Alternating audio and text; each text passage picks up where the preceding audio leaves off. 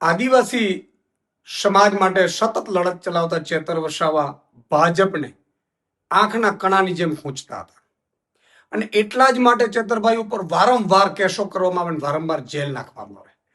તમે જુઓ, એક દિવસ એવું બને છે કે વન કર્મચારીઓ આદિવાસી સમાજની જમીનમાં જઈને રાત્રે 2 વાગે ઊભો પાક વાઢી નાખે છે.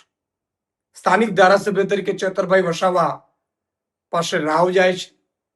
ચેતરભાઈ વસાવા એ વન કર્મચારીઓ સાથે વાતચીત કરે છે અને કહે છે કે ભાઈ તમે રાત્રે 2 વાગે આમના ઊભા પાકે જળ જંગલ જમીનમાં જે કાનૂન લાગુ પડે છે એ અંતર્ગત આદિવાસી સમાજને જમીન આપવામાં આવેલી છે અને ઊભા પાકમાં તમે લણી નાખો છો, અને એ પણ રાત્રે 2 વાગે. એવું તો શું જરૂર પડી? અને ચેતરભાઈ વસાવા વન કર્મચારીઓને આદિવાસી સમાજ જે આગેવાન છે, જે ખેતર માલિક છે, એમની વચ્ચે સમાધાન કરાવે છે અને સમાધાન કરાવ્યા પછી નક્કી થયું કે ભાઈ આટલી રકમ ચૂકવવાની છે. અને સમાધાન થઈ ગયા પછી ભાજપ વાળાને ત્યાં મેસેજ પહોંચે છે કે વન કર્મચારીઓની સામે ચેતર વસાવા છે એ બોલાવીને ધમકાવ્યા.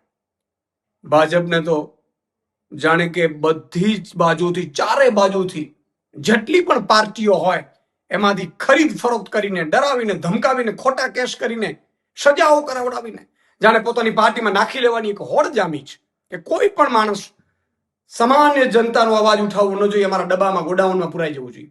અને એટલા માટે ભાજપને ખબર પડી, એમણે કર્મચારીઓને કહી, ડરાવી, ધમકાવી અને પોલીસ ફરિયાદ કરાવડાવે છે. અને એ મામલામાં ચેતર વસાવા જેલ પણ જઈ આવ્યા અને ફરીથી ડે ટુ ડે કેસ ચલાવીને આજે ચેતર વસાવા ઉપર ભાજપ વાળાએ 7 વર્ષની સજા કરાવડાવી છે. તમે જુઓ કે કેટલા કેસો છે જેમાં તાત્કાલિક સજા થઈ હોય. જ્યારે સમાજના મુદ્દા ઉઠાવે છે ચેતરભાઈ વસાવા, એટલે ભાજપને ગમતું નથી, ભાજપના નેતાઓને ગમતું નથી, કારણ કે આદિવાસી સમાજનો તો અવાજ બની શકતા નથી, સરકાર એમની છે.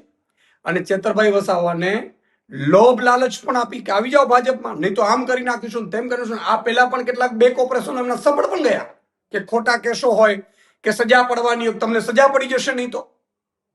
પણ ચેતરભાઈ વસાવા આદિવાસી સમાજના અવાજ માટે લડનારા યુવાને ભાજપમાં જવાની ના પાડી દીધી, ભાજપની ઓફર ઠુકરાવી દીધી અને એને 2 વખત જેલ જવાનું પસંદ કર્યું. પરંતુ આખરે ભાજપે ચાલ ચલાવીને એમની સજા કરાવડાવી છે. આ સજા 7 વર્ષની થઈ છે. સ્વાભાવિકપણે ચેતરભાઈ વસાવાના ધારાસભ્ય પદ ઉપર પણ આ લોકોએ ખતરો નાખ્યો છે, પરંતુ આદિવાસી સમાજ આ ભાજપને છોડશે નહીં. આદિવાસી સમાજ આ ભાજપને ચેતરભાઈ વસાવા ઉપર જે અત્યાચાર કર્યો છે, અન્યાય કર્યો છે, એમને ડે ટુ ડે કેસ ચલાવડાવીને આજે ઉપલી અદાલતમાં અમે જશું, ન્યાય તો મળશે આજે નહીં તો કાલે.